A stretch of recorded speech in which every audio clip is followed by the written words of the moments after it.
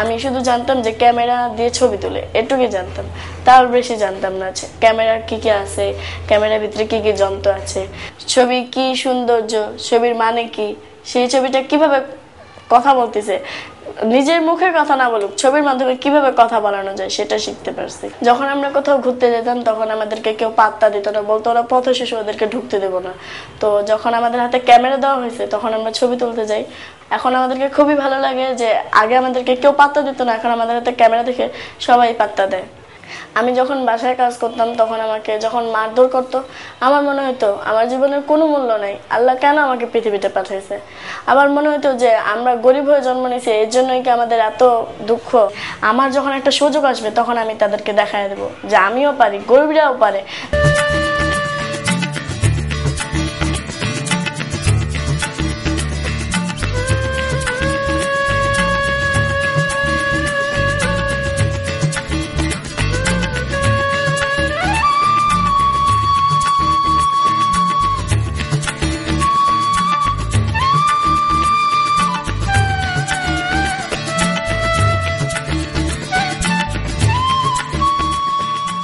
আমার ভবিষ্যতে ইচ্ছা আছে যে আমি একজন ফটো সাংবাদিক হব।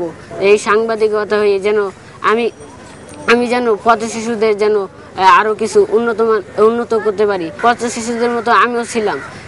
পথে থাকা কত কঠিন তা যারা ঘরের ছেলে তারা বুঝবে না। আপনারা যারা পথ শিশুদের ঘৃণা করেন তাদেরকে কখনো ঘৃণা করবেন না, কিন্তু তাদেরকে যদি একটা সুযোগ দেন তারা অনেক কিছু করে দেখাতে পারে।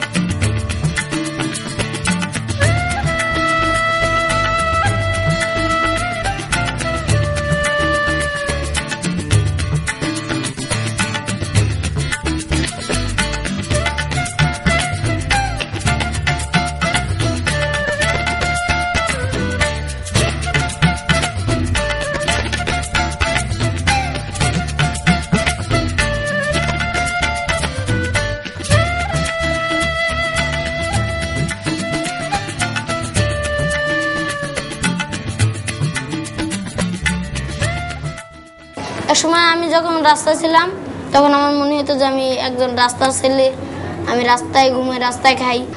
আজ আমি ভাবতে পারি না যে আজ আমি ক্যামেরা ধরে ছবি তুলতে পারবো, সব কিছু শিখতে পারবো।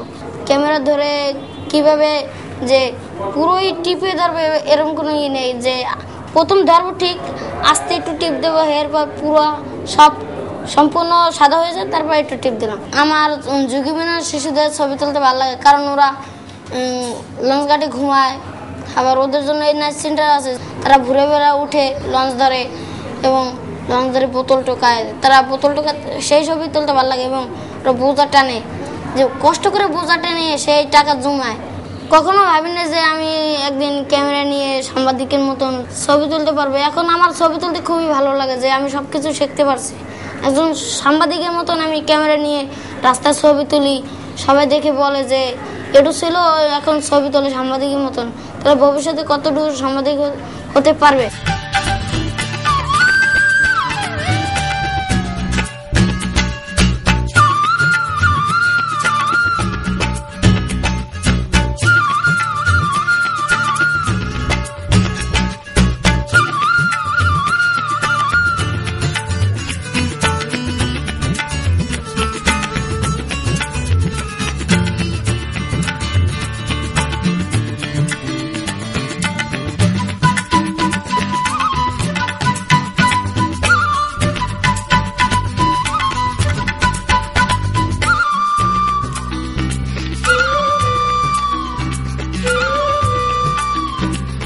প্রথম দিন দিয়ে তো খুব ভয় পেলাম, দাঁড়া এটা কি, কিসের ট্রেনিং, তো কখনো আমি তো শুনি নাই।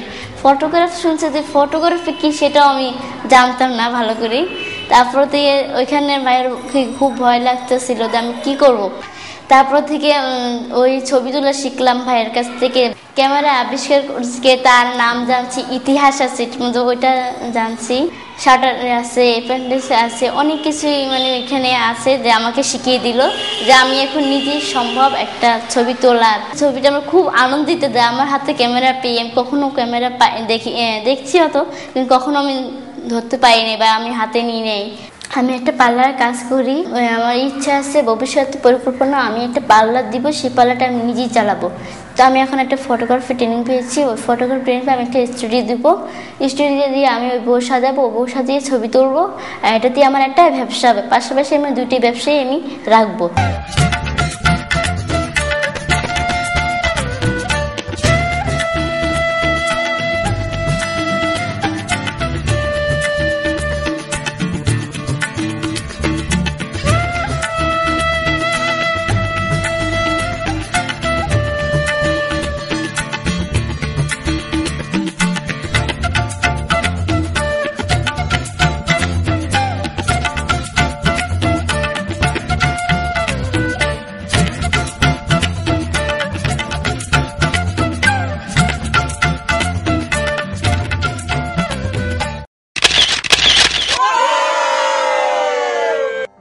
Dale,